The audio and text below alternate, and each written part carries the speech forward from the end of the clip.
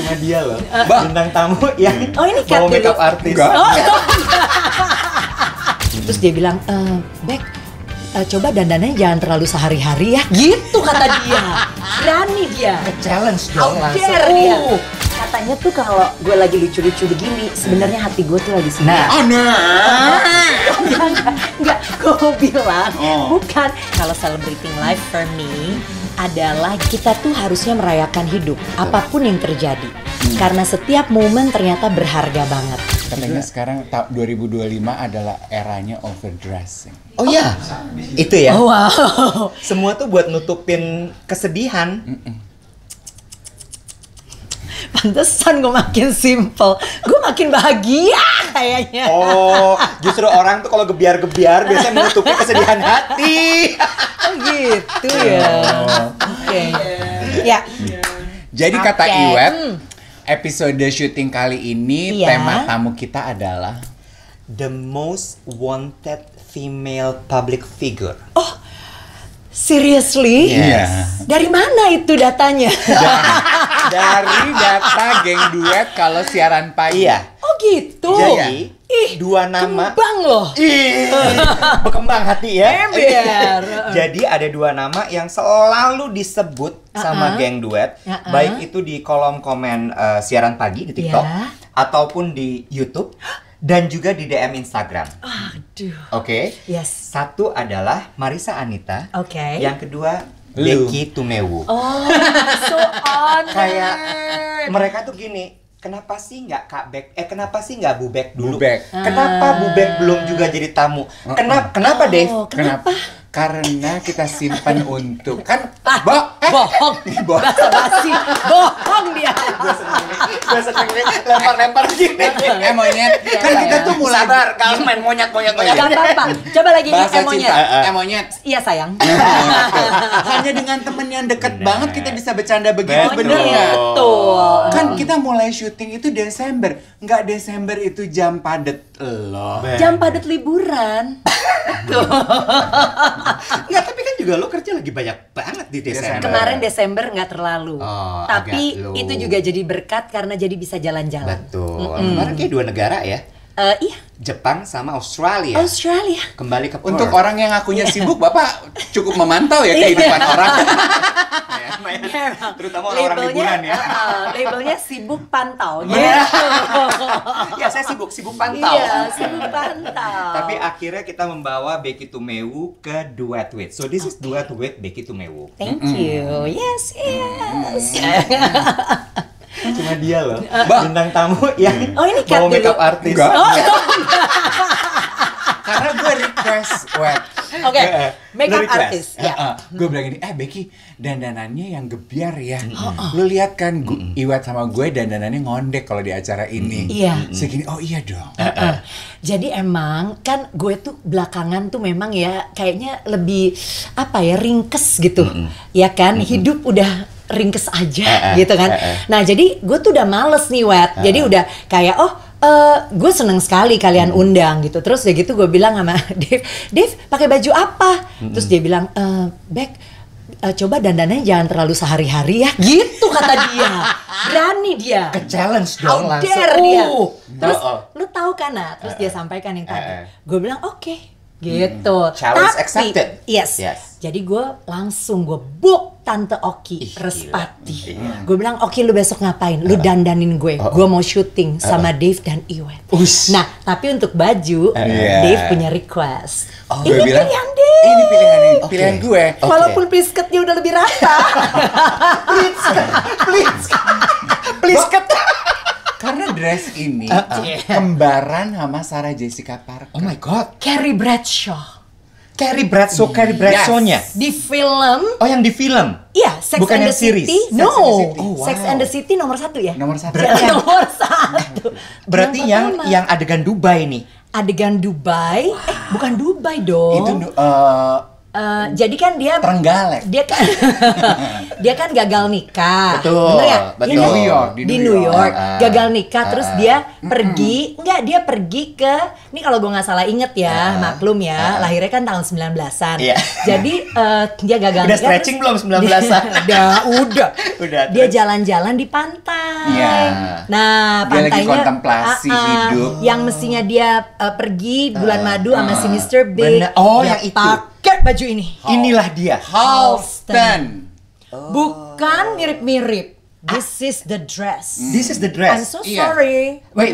Ini yang dipakai sama Sarah Jessica Parker atau memang ini sama nih? Gimana sih? Sama. Ini mereknya Oh, mereknya. Ya, nggak usah sama. dibuka. Sorry. Bentar nih, gue takut mulai melorot. Tapi ya bukan ini yang dipakai dia dong. Ini bukan iya. barang thrifty. Lo ngomong sama artis X, bukan Sabar. generasi sekarang kan bayarnya thrifty, beda Tenang, lagi. sabar. Abis loh nih satu sesi cuman ngebahas baju Bener gue. juga. Iya, bener. Ini ada satu pertanyaan titipan dari produser kita. Produser kita kan ini ya, anak Gen Z. oke. Ya, jadi pemantau juga di sosial media. Yes. Hashtag yang tercantum di bio-nya Becky Tumeu adalah celebrating life. Iya. Ya. Apa itu celebrating life? Celebrating life since 19 lah. Jadi kalau celebrating life for me adalah gini loh. Hidup ini kan berjalan ya. Banyak sekali kejadian-kejadian. Nah, orang tuh suka lupa betapa kita tuh harusnya merayakan hidup. Betul. Apapun yang terjadi. Karena setiap momen ternyata berharga banget. Mau itu momen lagi susah, mau itu momen lagi senang. Kadang sesusah-susahnya kita tetap kita tuh nggak boleh lupa untuk bersyukur dan merayakan. Karena dengan kita masih hidup saja, walaupun dengan my God, segudang ya cobaan dan lain-lain, itu tuh berarti ada berkat Tuhan yang diberikan kepada kita. Nah, jadi gue tuh sebenarnya hashtag celebrating life itu first of all I would like to remind myself to celebrate my life every moment gitu. Karena gue juga banyak sedih. Orang nggak tahu aja gitu kan. Jadi setiap gue sedih, apa yang harus gue lakukan? Ya gue inget lagi sesederhana hashtag celebrating life. Nah selebihnya ya tentu mudah-mudahan juga bisa menjadi reminder untuk orang-orang yang Ada sekedar di circle lewat lo. dan melihat gitu. Dan tentunya orang-orang di circle gue gitu sih. Sebenarnya Tapi, itu. Bicara mengenai itu ya kan tadi Becky bilang ini, ya tentu gue juga hidup ada sedihnya gitu ya. Buat beberapa orang tuh Susah dipercaya ya? Iya, susah dipercaya. Iya, Bahkan iya. Iwet waktu gue gini, oke kita ngobrol sama Becky. Iya, gue mau tahu gimana dia hidup bisa senyum melulu. Nah, mati gue gini, kalau yakin banget kalau hidup dia senyum melulu. Tadinya soalnya dibilangin kita ngomong soal public speaking. Basi. Karena gini, menurut gue gini. Bubek itu adalah satu orang yang buat gue, dia oke, ada momen lo juga kayak berkeluh kesah sama gue. Ya. Tapi most of the time, abis berkeluh kesah, ketawa lagi. Dengan ngondek tentunya ketawanya ya. Gemini. Oh. Dua kepribadian. Bukan. Gimana Dua sih? sisi, dua sisi. Iya, tapi Iya. maksud Tapi gue gue ngerti. itu tuh buat gue kayak orang harus belajar sih. Gimana cara lo bisa tetap memportray sesuatu yang positif, sesuatu yang bahagia, vibrant ke orang lain, walaupun lo lagi nggak oke sebenarnya. Sebenarnya ya banyak ya momen-momen gue nggak oke. Nah, gimana caranya? Sebenarnya itu juga melalui proses. Ya, lo berdua kan adalah teman terdekat gue juga ya. You know gitu ya. Bagaimana gue berproses. Nah, dulu tentunya gue masih lebih meledak-ledak, masih lebih kayak lebih sering melihat segala sesuatu tuh kok kayaknya gue begini banget gitu, kok ini bisa terjadi pada gue. Why gitu kan ya. Ada tuh momen gitu. Ya, tapi setelah itu kan kita belajar juga untuk ternyata setiap momen itu juga memberikan pelajaran ya buat gue gitu. Betul. Pada akhirnya juga untuk mempersiapkan gue menghadapi momen-momen dan tantangan-tantangan berikutnya gitu.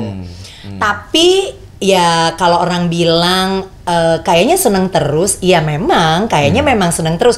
Karena memang gue tuh orangnya gampang dan cepet untuk lewatin gitu loh. Nah, itu gue sebagai orang yang selalu bisa gue bawa gitu. Iya. Gimana caranya Kak Bek? Oke. Lu kayaknya melihat sebagai orang yang in the moment, kan katanya orang-orang yang in the moment tuh kayak gitu ya. Kalau sakit hati tuh sakit, bisa lama banget di situ sampai lu susah bergerak dari situasi. Benar. Kita tuh ngelihat orang yang kayak Becky ini kok enak ya, kok gampang banget sih lo bisa langsung capcep gitu. Oke, mungkin sih kesimpan ada ya. Ada. Manusiawi banget ya. Ya dong, natural banget dong. Lo nyimpen gitu. Kayak beberapa waktu terakhir ini pun ada lah ya masalah yang terjadi beberapa tahun lalu. Pas gue tuh kemarin ke-trigger. Katanya trigger kan ya sebutannya sekarang. Gue ke-trigger dengan postingan media sosial orang yang mengembalikan memori buruk yang pernah ada di dalam. Gue kena juga gitu. Maksudnya gue jadi feel very low. Terus gue kan sebenarnya orangnya feelingan banget based on feeling, nggak based on thinking loh gue itu. Nah jadi gue sempet kena juga, tetapi pada akhirnya tuh gue lebih cepat lagi untuk karena udah terlatih, lebih cepat untuk oke. Gue harus udah deh jangan dipikirin lagi gitu. Gue fokus kepada hal yang lain.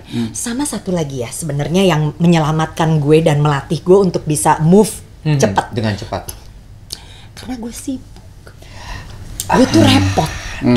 Sibuk.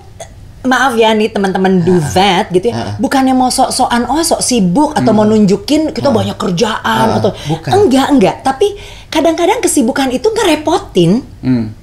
Repot banget sampai akhirnya dengan kerepotan itu jadi kayak blessing in disguise, tau nggak?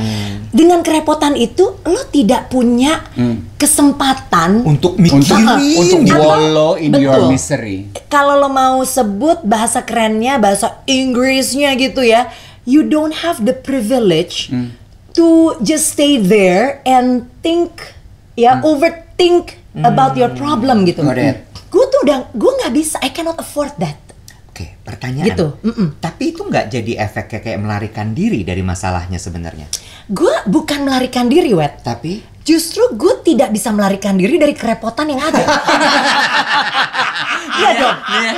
Pasti banyak ibu-ibu gini paham. Iya kan? Lu pernah lihat nggak meme yang gini, yang this is me gitu, having a mental breakdown. Tapi terus, ma ini di mana? Oh ada gitu. Iya. Gak ada waktu buat mental breakdown, breakdance langsung. Itu jadi kalau mau dibilang aduh repot banget sih, siksa banget sih orang dengan segala role gitu ya, dengan segala peran dan lain-lain. Nikmatin. Tapi kadang-kadang itu yang menyelamatkan. Lo harus bersyukur bahwa lo bisa dikasih banyak kerepotan, malah masalah-masalah menggunung gitu, yang harus lo atasi dan lo nggak bisa membiarkan diri lo berlama-lama merenungi yang satu problem ini. Karena lo harus kuat menghadapi. Kalau lo tanya ya, aduh Becky perempuan kuat, gue juga capek kuat sih. Gue udah capek sih. Boleh nggak gue nggak kuat gitu? Ya capek sih gue gitu. Udah nggak usah puji gue kuat dah. Puji gue cantik. Gitu. Gue suka nih sama perempuan-perempuan matang nih kayak gini. Udah capek gue kuat-kuat, udah mendingan puji gue cantik aja. Udah puji gue cantik deh, gue berkembang deh tuh. Tapi kalau lu puji gue kuat, gue cuma bisa menelan ludah. Gue nggak kuat. Iya, benar. Bicara mengenai kekuatan, banyak yang bilang 2024, kan kita baru mengawali 2025 nih. A lot of people say 2024 is a tough year. What about you and in your personal life? Gue juga lihat tuh postingan orang-orang, 2024, 2025 please be kind gitu ya. Gue sih 2024, ya, gue udah ngelewatin yang lebih berat daripada 2024. 2022.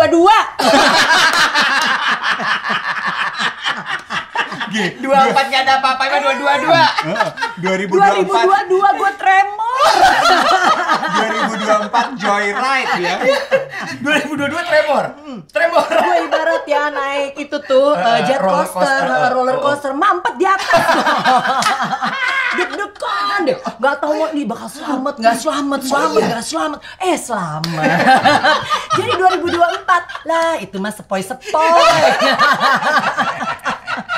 Lu hancur lu Bek. Boleh di-spill nggak nih sebelum kolom komentar kita rame gitu ya? Jadi karena 2022 itu gue mengalami banyak kekecewaan, kesedihan, broken heart ya. Jadi gue banyak kehilangan, gue kehilangan mertua gue, ya kan. Terus gue ngurusin anak sekolah, ya kan. Emptiness itu terasa betul. Terus ya banyak. Terus gue waktu 2022 juga gue memutuskan untuk mulai pelan-pelan meninggalkan bisnis yang sudah gue jalankan selama 18 tahun. Sampai akhirnya 2023 gue juga menjalankan untuk jalan sendiri. Memutuskan gitu. Jalan sendiri. Ya betul, tetapi memang semua diawali di tahun 2022. Jadi 2022 itu adalah tahun untuk gue tuh berproses menjadi diri gue yang sekarang gitu.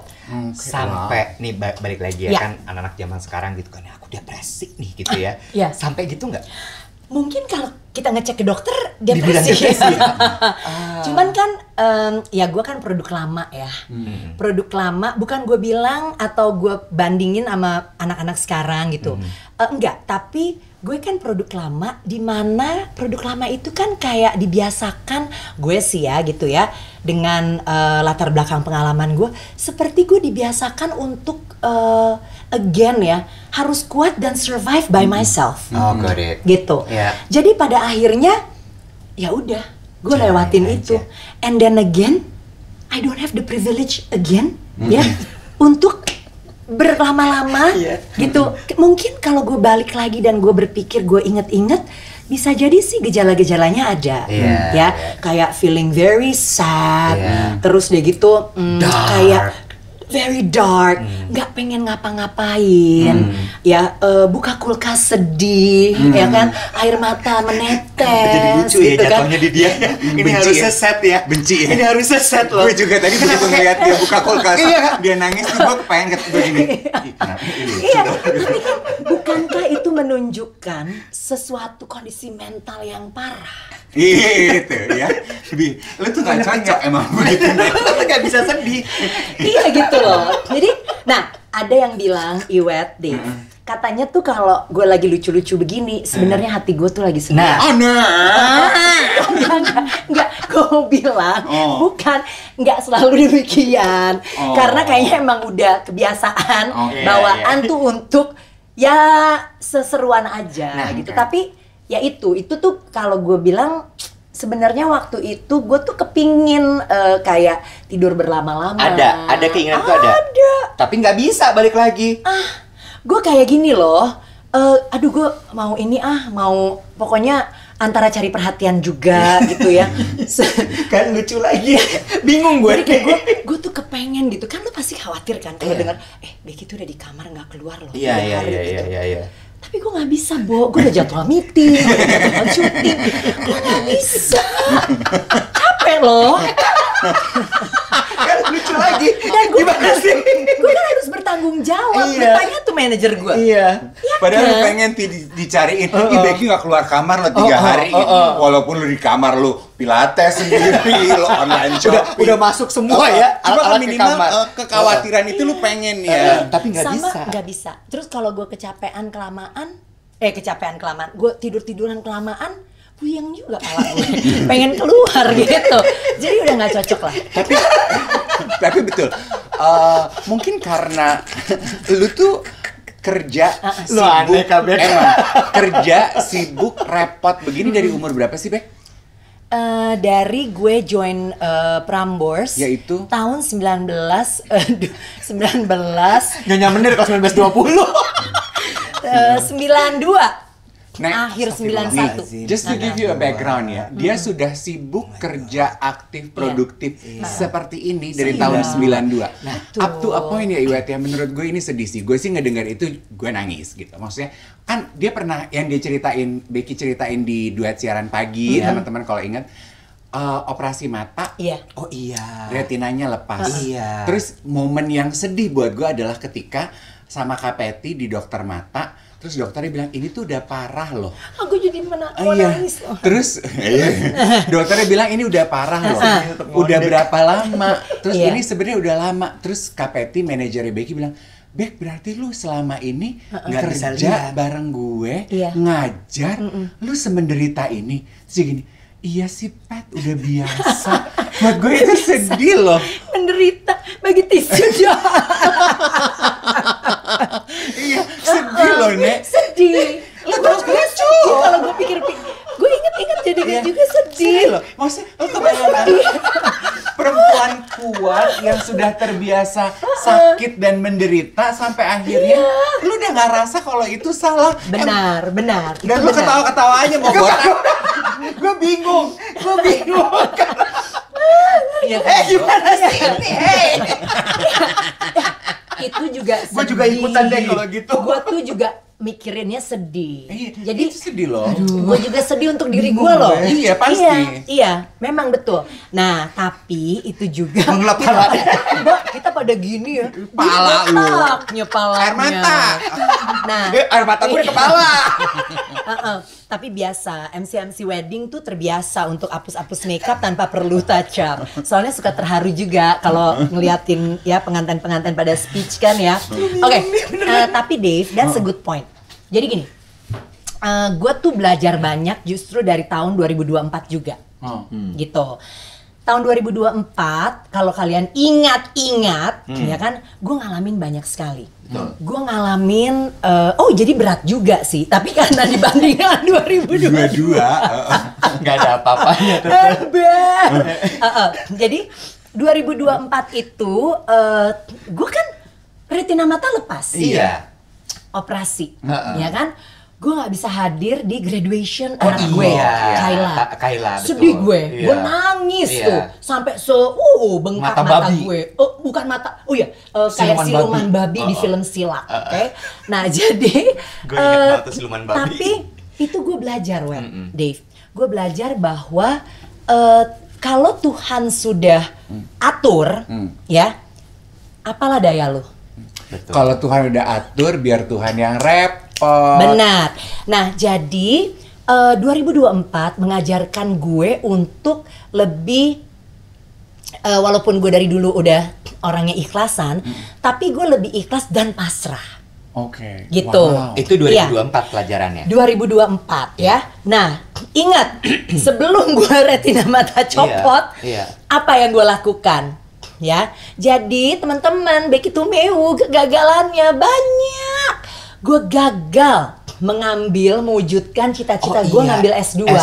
Ingat nggak? Iya. Padahal gue udah bangga-bangga. Iya. Gue udah bikin hashtag. Iya. Back BECK to school. Duh, ilah bata oleh back to school. Malu. Masa sih lu ada malunya? Malu dong. Gue pertanyaan gue tahu nggak? Gue tanya siapa nomor 1? Siapa? Anak gue. Kak, kalau mama, Tara. Kak, kalau mama nggak jadi S2? nggak jadi S2, mama berhenti sekarang gimana Kak? Terus Tara gini, Mah, menurut aku mama udah putuskan itu. You finish what you started. Gitu kata Tara. Terus? Udah. Habis itu lu tahu. Aduh gimana ya, Bo gitu. Gue tanya Ferdi Hasan. Lu tau gak kenapa Ferdi Hasan? Kenapa? Dia kan Gemini sama gue. Oh iya. Terus kayaknya kita ada mirip-mirip. Ulang tahunnya deket. Iya. Fer, lu kalau jadi gue, dia udah lihat tuh penderitaan gue bikin tugas berat banget. Fer, kalau lu jadi gue, malu nggak kalau nggak kelarin nih S2? Enggak, gila Bek, kata gitu. Enggak malu kali. Sebentar juga orang lupa. Lu pernah ngambil S2 dan gak kelar. Kata dia gitu. Terus dia kalau di PR gini nih, jangan diungkit lagi, orang gak ada yang nge. Terus dia bilang gini, lagian Bek, lu juga dari waktu itu gue mau bilang, repot amat Bek pakai ngambil S2 segala gitu kan ya. Kayaknya lu hidupnya udah enak-enak, tau lu ngapain nih? Oke, gue bilang, jadi nggak apa-apa ya, nggak apa-apa Bek. Apapun asal lo happy, gitu kata Ferdi. Ya udah, orang kan ingin selalu melakukan atau mendengar apa yang ingin didengar. Jadi akhirnya, dan gue menimbang-nimbang. Akhirnya gue putuskan, wah emang gue tuh harus gagal. gue gagal ya. Iya. Tetapi kegagalan itu memberikan pelajaran buat gue. Terus terang ya, Iwet Dave, gue tuh dengan kegagalan menyelesaikan S2, satu, gue belajar untuk mengenali kembali diri gue. Ya. Dan kedua, gue belajar lagi untuk menata list prioritas dalam hidup gue. Gue tahu akhirnya ketiga, gue tahu apa yang penting dan tidak penting. Saat ini dalam hidup. Ya, ini jangan dipukul rata ya. Tapi ternyata apa yang gue lakukan ini sebenarnya nggak penting. Mau apa sih, Beck? Betul. Gitu. Ya. Yang penting untuk gue ternyata adalah menjaga sukacita gue. Ngapain gue S2 1,5 tahun atau 2 tahun tapi yang ada gue marah-marah sama anak gue, gue snap, judes sama semua orang, kepala puyeng gitu ya. Terus akhirnya kalau gue putus asa, nanti gue ngambil AI, what's the point, gitu. Akhirnya itu yang gue pelajari. Dan kalau perhatiin, abis gue batalin S2 gue pergi ke Korea. Gue pergi ke Perth, gue enjoy life banget, Bob. Gue enjoy life banget, gue gembira, gue ketawa-ketawa sampai retina mata gue lepas. maksud gue sampai momen retina mata gue lepas. Nah, jadi bukan ketawa lagi, bukan gara-gara ketawa retina mata lepas. Bukan saking gembira jalan-jalan, bukan. Karena memang udah proses. Ini mix feelingnya bingung banget loh gue. Gue juga. Lo sama nggak? Kayak gue harus menempatkan emosi gue di mana nih sekarang nih? Dari sedih gue udah mulai ke bawah, tiba-tiba ya dia ngelawak lagi. Itu ujian untuk kalian. Sebagai junior ya, harus tahu bagaimana menempatkan diri. Ini pertanyaan bagus. Enak aja kok lo mau muji diri sendiri. Yang sudah disiapkan produser. What are the little things in life that fill your heart with joy even when everything else feels heavy? Oke. Gue udah memikirkan jawaban ini. Ih, bagus. Lu udah kasih pertanyaannya ya? Enggak. Gue udah, I create this in my mind. Jadi, walaupun terdengar atau terasanya gitu ya, klise. Kayaknya nggak mungkin klise, pasti deh lo. Umum gitu ya. Tapi gue tahu akhirnya dengan jujur gue harus mengatakan sebenarnya hal-hal kecil yang menyenangkan dan menghibur untuk gue di dalam hidup ini adalah nomor satu itu adalah anak-anak gue. Ya. Kedua adalah orang-orang yang ada di sekitar gue, sahabat-sahabat, saudara-saudara gue, suami gue, gitu ya. Dan bahkan ya orang-orang yang sebenarnya nggak gue kenal secara pribadi, tapi gue kenal atau tahu mereka via media sosial, DM yang masuk. Nah, jadi apa hal kecilnya kayak Kayla ya, my second daughter itu dia tuh bisa yang lagi gue penat-penatnya tuh lagi kuliah itu S2 ya kuliah tuh. S2 kan dia menyaksikan ya betapa gue lagi karena dia lagi di Jakarta. Dia menyaksikan gue tuh aduh gini terus gue mesti MC dan lain-lain. Terus ada aja gitu ya hal kecil misalnya tiba-tiba dia bisa WhatsApp gue gitu. Terus kan lo tahu ya kalau di HP kan tiba-tiba tring gitu ya keluar gitu satu gitu. Cuman tulisin mama hebat. Tunggu. Ya udah ada yang gue umpetin di bawah pantat. Ya, mama hebat gitu. Terus kayak mama sabar ya mah gitu. Kayak gitu-gitu tuh buat gue tuh penguat. Benar. Sedih banget. Sorry ya. Enggak apa-apa. Jangan banyak-banyak. Ya. Jangan banyak-banyak ibu-ibu banget. Ya. Nah kayak gitu. Terus kayak misalnya dulu ya, gue rasanya tuh lagi itu pandemi tuh. Pandemi gue tuh lagi pusing banget. Kayak suami gue juga punya tantangan di pekerjaannya. Kan kita tahu ya pandemi itu kan susah untuk semua ya. Betul. Terus gue tuh capek banget kerja. Tidak tapi kalau terkecuali itu. Benar. Ngajar online gue capek banget. Tapi kalau gue nggak kerja juga gak mungkin. Gimana gitu ya. Jadi teman-teman semua orang tuh ngalamin loh susah duit ya, mikirin kerjaan, khawatir akan masa depan, don't worry gitu. Kita semua ngalamin. Nah anak gue si Tara waktu itu gue udah mulai, pokoknya jam 8 tuh gue udah di depan laptop, gue udah mau ngajar dan lain-lain gitu, sampai jam 4 sore gitu ya. Anak gue si Tara itu ya bisa loh dia bikinin gue sandwich, terus dia masukin kamar, pelan-pelan dia taruh set gitu, ada catatan Superwoman harus cukup makan. Oh my god. Nah kalau gue kayak gitu-gitu tuh gue kumpulin semua deh. Notes-notesnya. Gue notes terus kayak. Sandwichnya enggak dong, Bek? Kagak, sandwich gue makan. Karena kan Superwoman harus cukup makan. Jangan ikut-ikut boleh nggak? Gue masih bingung nih. Gue belum tahu menempatkan diri. Terus. Jadi kayak gitu-gitu tuh, menurut gue tuh itu adalah hal-hal yang apa ya, itulah hal-hal kecil yang buat gue tuh menguatkan gue. Gue harus kuat dengan hal itu karena nggak perlu yang gimana-gimana. I don't need any luxury things. For me, that's my luxury. Gitu. Jadi gitu tuh anak gue. Jadi gue simpen notes-notesnya semua. Happy birthday mama, apa ini itu. Dan itu semuanya gue sebutnya it will get straight to my feel good folder. Ya, I learned that gitu.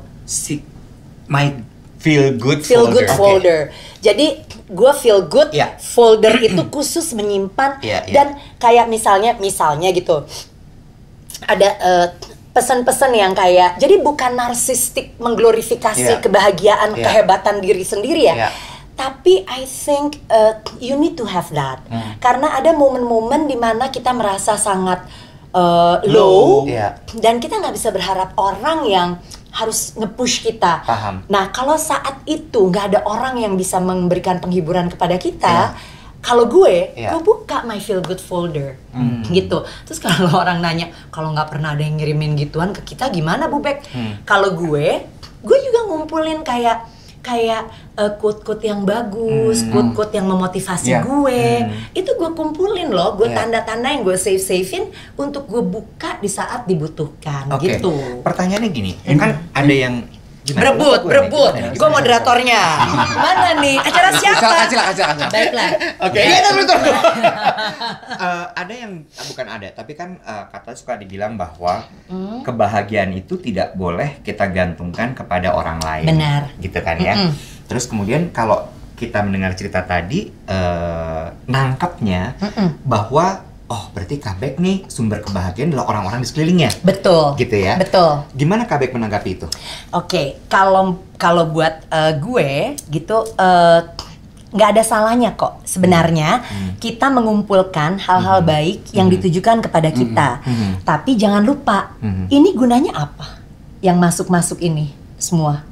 Hal-hal positif, pujian, buat diri kita support, juga. kan untuk menaikkan dan meningkatkan self-esteem, self-confidence, self-love towards ourselves, that we are precious enough to be loved, gitu. Jadi nggak apa-apa kalau buat gue ya, tapi jangan jadikan, makanya gue bilang jangan jadikan hal-hal kecil ini yang menjadi the main source of your happiness, the main source of your strength. Ibaratnya kayak bumbu-bumbunya aja Betul. Jadi sebenarnya yang paling harus lo andelin ya diri lo sendiri. Tetap ya. Tapi kadang-kadang ada momen di mana diri lo tidak cukup kuat untuk diandalkan, sehingga lo perlu support dari pihak-pihak yang lu percaya dan lu sayang, yang artinya apa yang mereka sampaikan tuh berarti dan impactful for you, gitu. Nah di saat itulah itu bisa dipakai gitu. For yourself, kalau misalnya lagi dalam keadaan sendiri yang tidak membutuhkan orang lain atau lingkungan, tapi bisa bikin happy, apa kira-kira? Minum es kopi gula aren yang enak, as simple as that. Olahraga. Olahraga tuh sebenarnya lucu ya. Olahraga itu sebenarnya capek, bukan lucu. Lucunya adalah dia tuh secara fisik melelahkan, tetapi dari kelelahan fisik yang ada, yang terjadi setelah olahraga, lo mendapatkan kekuatan yang lain loh, energi yang bener-bener luar biasa. Gue lagi bener-bener bad mood, apalah, gue olahraga, abis itu happy. Gue lagi low banget, kayak nggak pengen ngapa-ngapain, abis itu maksain diri olahraga, abis itu semangat. Itulah gunanya olahraga untuk gue, oke? Karena sebenarnya secara fisik dia akan memicu lahirnya hormon-hormon baik, ya kan? Nah, jadi tadi apa tuh? Nih, es kopi susu enak, kemudian olahraga, nonton TV, bukan film ya? Film gue suka, tapi kan kalau film kan ada jamnya, tempatnya. Tapi kan jadi sekarang ini Iwet Dave, gue tuh sangat menikmati di rumah masuk selimut, mungkin jam 9:30-10 malam, pasang TV. Makanya waktu gue denger duet berapa waktu lalu tuh yang live TikTok, gue bilang, oh gue tuh justru lagi menikmati momen nonton TV sampai malam. Gue nggak perlu mikirin besok ada tanggung jawab apa nih gue. Itu yang gue tidak. Kembali ke pasal awal, dia nggak pernah leyeh dari 92. Jadi kalau sampai dia ada momen leyeh, dia akan nikmatin tuh. Jadi jangan lo baru pada kerja 2 tahun udah pengen leyeh kayak gue.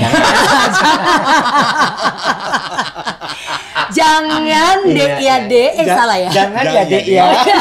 Iya dek, dia kebalik. Gitu. Jangan dek ya dek. Jangan ya dek. Lu jadi Bobaria orang Madura. Gimana sih terpopon? Dek ya dek. Jangan ya dek ya. Ya itu. Aduh, jadi mau mengalir air mata lagi. Gara-gara ketawa. Kan sebenarnya dia tuh teman gym gue, jadi memang sama nih kebiasaannya tuh melarikan dirinya, cari kesenangannya gym sama movie buff nih. Dulu dia nonton film seri ini, sering banget kan? Nonton film seri ini, film seri ini. Jadi gampang sebetulnya. Malah gue ngasih password dia tuh. Iya, masa? Dulu langganan gue. Oh iya, OTT. Sampai sekarang. Jadi lo nggak bayar TV itu? Enggak. Lu jangan minta juga ya. Jatahnya cuma 2. Iya. Yang aku pengen tanya ini, lu punya insecurities apa enggak sih, Pe? Punya. Masa ya? people rarely talk about that with you. Yes. Itu tadi soalnya perempuan kuat dia. Enggak, gue udah capek jadi perempuan kuat. Hari ini kita break jadi perempuan kuat. Boleh ngintip nggak apa sih insecurities seorang Begitu Mew? Insecurities gue ya, gue tuh from time to time suka ngerasa jangan sampai gue tuh kurang pinter atau turun kepinteran gue. Oh ya? Iya. Oh ya? Gue tuh ya, ini dari dulu ya, iya? gue tuh insecure loh sama ini jujur banget. Gue tuh dari dulu tuh pernah ya, sekarang sih enggak. Tapi gue tuh pernah insecure kalau lu tuh pernah jadi kepala sekolah loh. Kalau lu merasa nggak pintar, apalagi kita, Cin. Iya. Nah makanya. Guru loh. Makanya. Gue taruh deh nih kacamata gue coba. Gue nggak boleh kan jadinya insecure gitu. Nggak boleh. Justru. Makanya. Nah tapi sebenarnya gue insecure. Gue sangat insecure ya kalau ketemu orang dulu tuh yang sekolahnya di luar negeri. Karena gue tidak pernah sekolah ke luar negeri. Iya. Gitu. Jadi gue kalau ketemu orang yang sekolahnya ke luar negeri, aduh kecil hati gue. Cuman kan gue nggak bisa tunjukin. Nggak boleh. Balik lagi nggak boleh. Nggak boleh. Terus? Karena gue dengan posisi gue. Padahal sebenarnya boleh-boleh aja. Ya. Nah jadi apa yang gue lakukan? Ya tentunya gue harus bukan mengcover ya, tapi I have to deal with my insecurity and work on it. Gitu. Jadi ya gue harus menyiapkan menyiapkan diri gue dengan lebih baik gitu ya. Terus nggak boleh, jadi gue nggak boleh kalah nih, walaupun dia orang sekolah luar negeri gitu. Dan gue juga akhirnya meyakinkan diri gue bahwa enggak kok Bek, buktinya lo nggak sekolah luar negeri tapi you're doing okay gitu. Momen apa yang menyadarkan Kak Bek sampai di titik itu? Banyak kesempatan sih, Wet. Kayak gini ya, gue mau masuk kelas, gue kan fasilitator ya, trainer.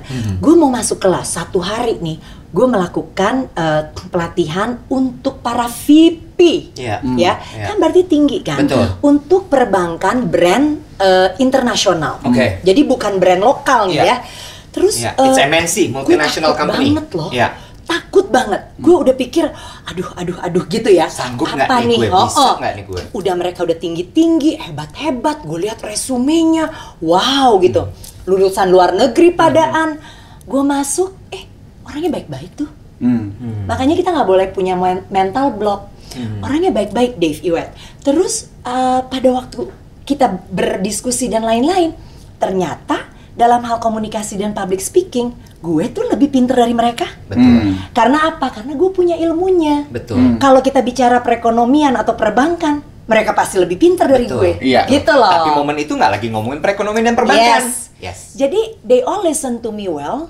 Jadi gue di situ juga terbangun kepercayaan diri gue, dan pada akhirnya dari momen-momen seperti itu, ya gue bisa menyatakan bahwa ya, dan bisa berbagi dengan orang lain.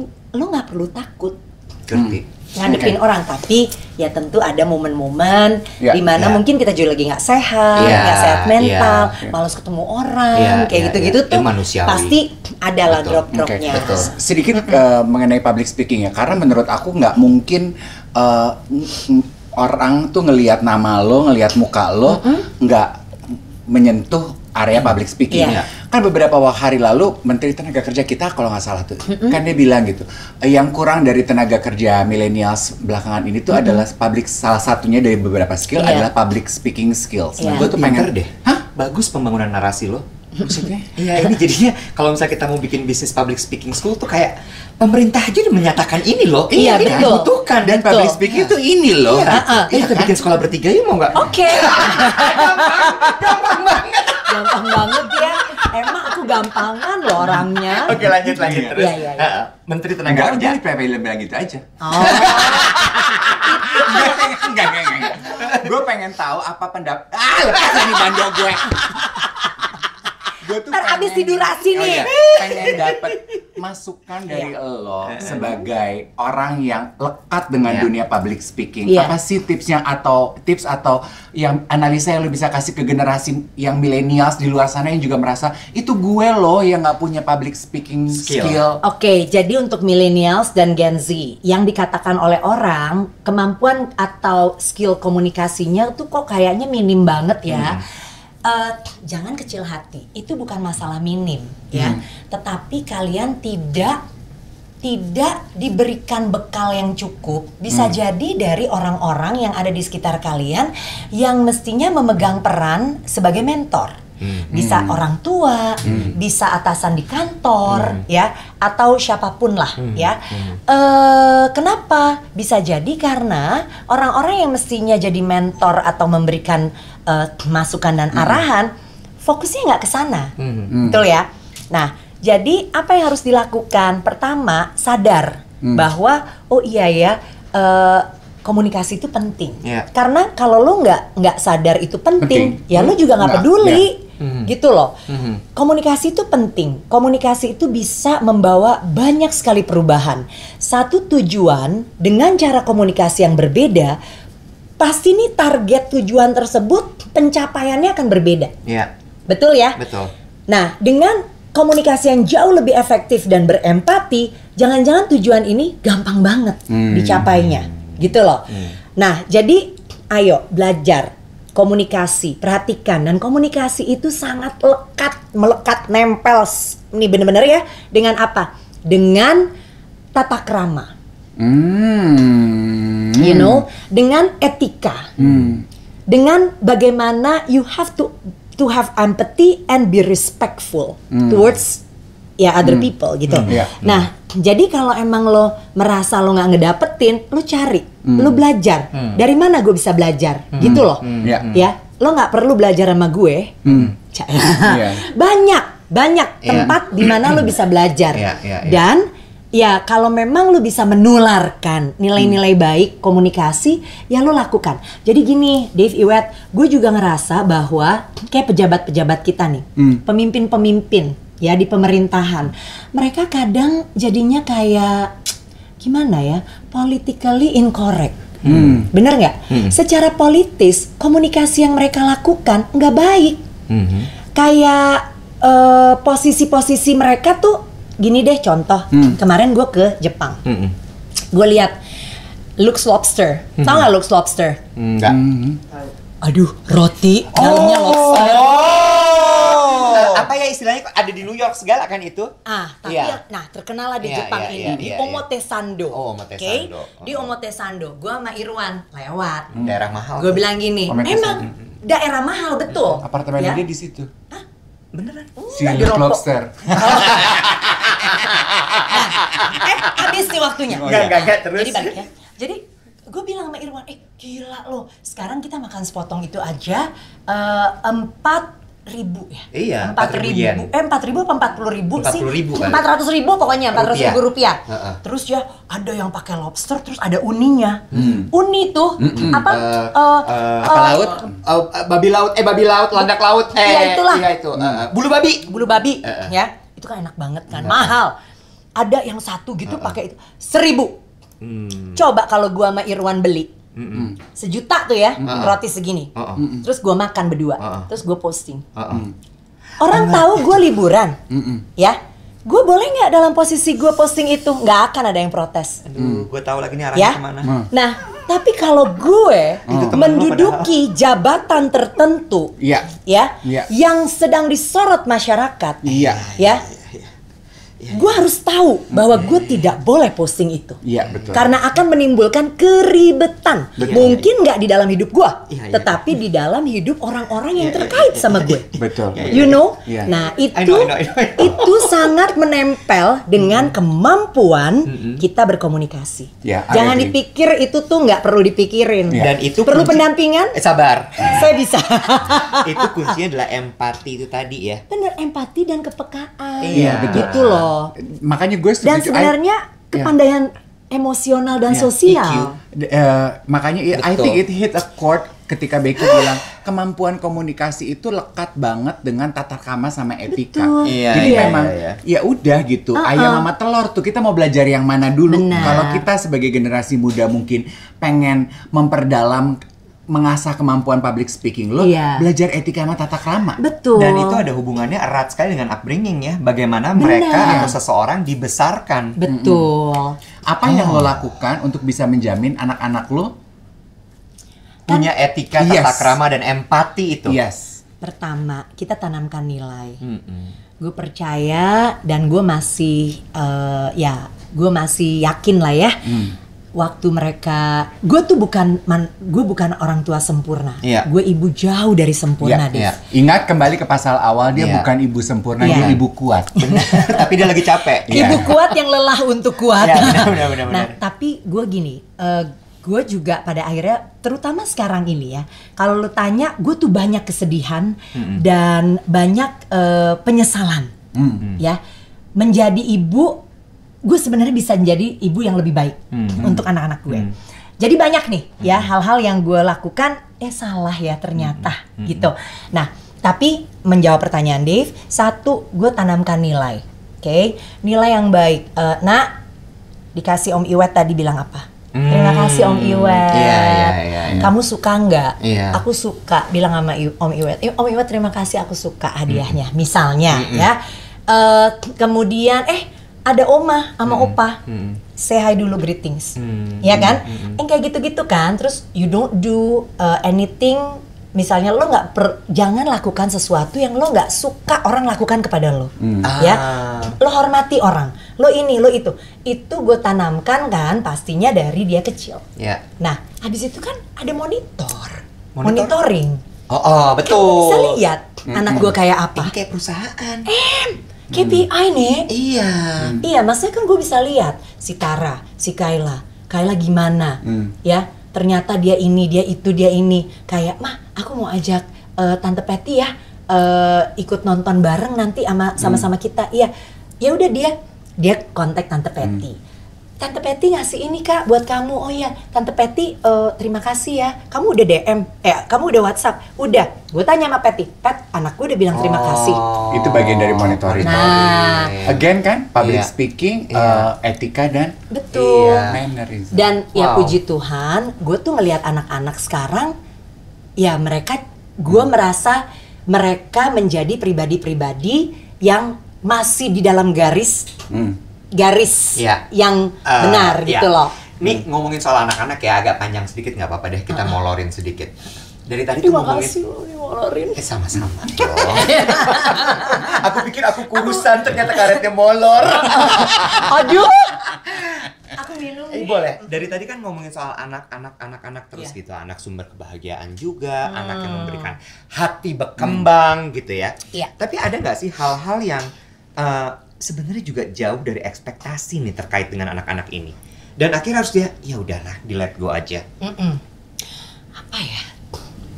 Kalau Ada nggak buat sih gambaran sempurna yang Kabek mau terhadap anak-anak? buat anak-anak, Tapi ternyata, belum nyampe lagi. Nggak sesuai ekspektasi gitu nggak ya. sesuai. jadi my ekspektasi. expectation Iya. towards the kids. Iya. Correct. Enggak tuh, Wet. Oh wow. Apa Karena- karena lo nggak punya ekspektasi terhadap Jangan. anak-anak lo? Enggak, gue tuh sebenarnya ekspektasi ada, Dave. Tapi gue itu jadi gini, Dave, teman-teman ya, don't get me wrong. Tadi kan Iwet mengatakan dan kuping gue gatel, mengatakan ya sumber kebahagiaan lu adalah anak. Nah sebenarnya memang itu sumber bahagia gue. Tapi gue juga mau ingetin anak-anak gue bahwa nak, it's okay. You don't have to make me Happy proud all the time. Gitu. I Makanya- release you of that burden. Yes. Gue belajar You itu. said it? Iya. Lu tau nggak? Gue kan waktu itu kalau lu lihat-lihat atau lu pernah lihat, gue kan waktu itu kan diminta untuk kasih ini tuh speech waktu ke arah graduation. graduation. Commencement speech. Kayak opera loh. Iya. Kayak patung. Aduh, mix feeling lagi. Iya. Nah, jadi waktu itu Dave ada satu poin yang gue bilang, kan gue mewakili orang tua, Iya. karena anak gue waktu itu lulusan terbaik, Bo, Fakultas Kedokteran Gigi Mustopo. Gue nggak pernah minta loh, Dave, Untuk Iwet. dia jadi yang terbaik loh. Benar. Gue tuh hanya, gue seneng kalau dia bisa, dan gue kagum sama dia. Terus terang dia adalah inspirasi gue untuk ngambil S2 yang gagal itu. Nah anyway, jadi waktu itu gue bilang, gue udah kan, gue komunikasi, public speaking, struktur, masa opening, nggak? content, closing, ya kan. oh. Nah ada berapa 5 poin yang gue sampaikan. Salah satu, terus sebelum gue tutup, gue bilang, dan ini adalah pesan gue untuk anak gue. Gue bilang, Tara, gue bilang, tanpa prestasi apapun, gue tuh udah bangga banget. Nanti juga, nggak usah banyak-banyak. Gue bilang gitu, lu tuh nggak perlu dengan prestasi-prestasi apapun. I know you are a good kid. You are you are so precious for me, gitu. Dan gue tuh, you don't have to make me proud. Gue tuh tidak pernah, I never love you less, gitu loh. Dan gue tuh selalu bangga. Apapun, lu nggak perlu bikin apapun yang baik. Lu tuh sebagai lu aja, gue tuh udah bangga banget gitu. Dan gue tuh sebenarnya gini, gue berterima kasih, gue diberi kesempatan untuk jadi orang tua lo. Gue dipercaya gitu. Jadi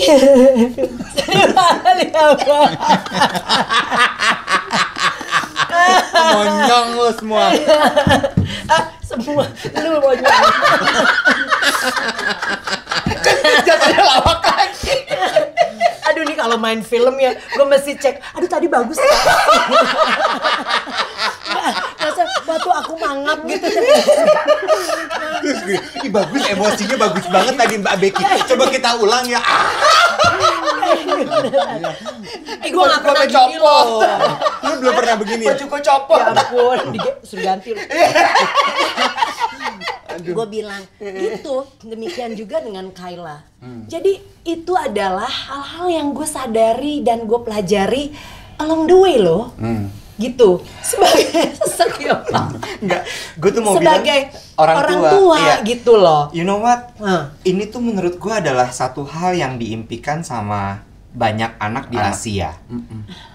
Kenapa? Karena banyak sekali orang tua di Asia tuh yang selalu put expectation a lot on their children. Iya. Dan kalimat kayak jangan lupa untuk bikin papa mama bangga tuh adalah sebuah kalimat yang selalu keluar di rumah gitu. Benar. Which itu jadi tekanan buat anaknya gitu. Betul, dan sebenarnya bukan tanggung jawab mereka loh. Exactly. bukan loh, Iya. gitu. Makanya gue bilang, pada akhirnya gue tuh yang bersyukur karena gue diberi kesempatan untuk jadi orang tua mereka. ibu untuk lo dan Kayla, Tara dan Kayla gitu. Jadi Udahan yuk, Nek, mau nggak lo?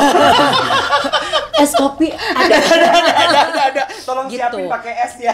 Jadi gue sebenarnya Iwet, Dave, gue banyak tuh apa yang gue rasakan sekarang, yang gue nih sekarang ya, gue udah nggak pernah, Dave, Iwet, kemana-mana, Kak ikut mama yuk, Kayla temenin mama, enggak. Satu cuman mereka bilang- di Perth, Iya. Satu lagi praktek. satu lagi praktek. Iya. Jadi gue tuh udah nggak pernah, Div, karena lo inget nggak dulu kemana-mana Iya, mereka gue iya, bawa, iya, ya. iya. Kayak misalnya gini, Lu juga gym aja lo ajak, ember. ya? Nah kalau itu mereka happy. Oh, iya. Cuman maksud, dan itu adalah nilai yang gue Nggak, waktu tanamkan kecil. baik.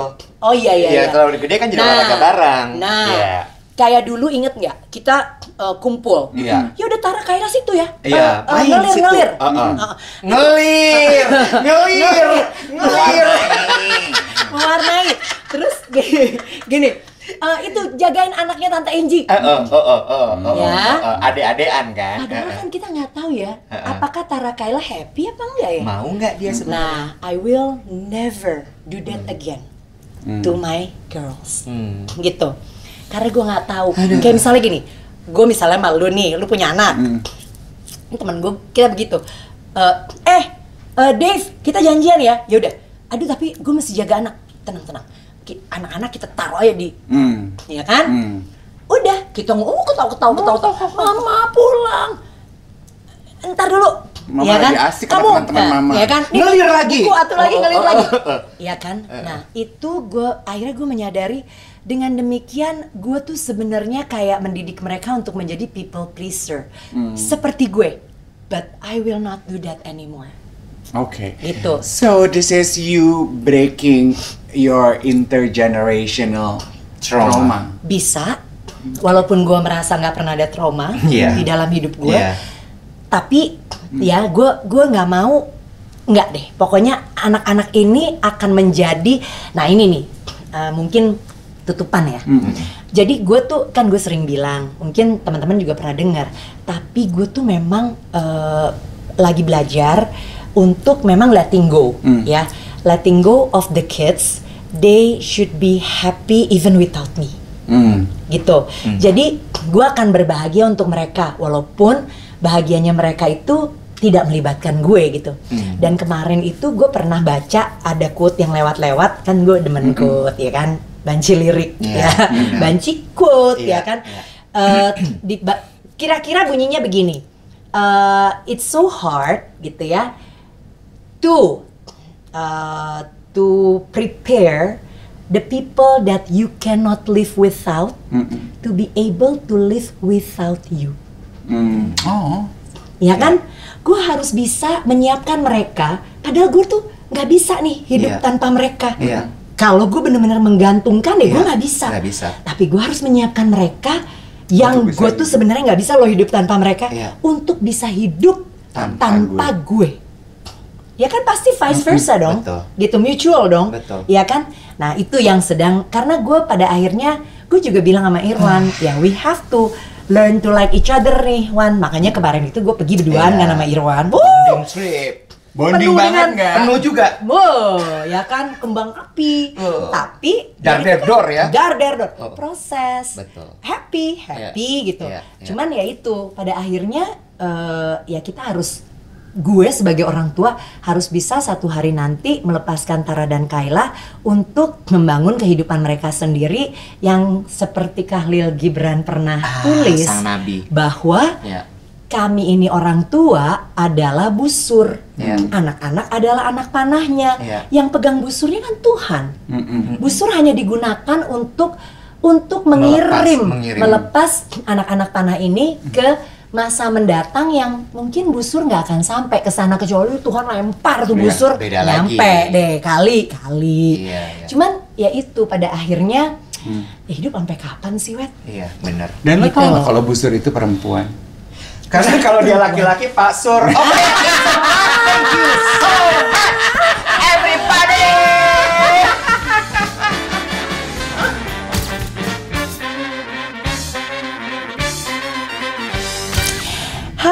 saya Becky Tumewu and this is my most favorite quotes at this moment. Saya baru aja ya dapat quote ini. Judulnya, bacaannya adalah A disco ball is hundreds of pieces of broken glass put together to make a magical ball of light. So, you are not broken, you are a disco ball. Yang artinya, tahu kan disco ball itu? Yang kalau kita lihat ada joget-joget di disco, ada ya kan? Bola yang bercahaya itu, dia terbuat dari banyak sekali ya pecahan kaca. Yang kalau diterpa sinar, kemudian dia memantulkan sinar dan bersinar sendiri.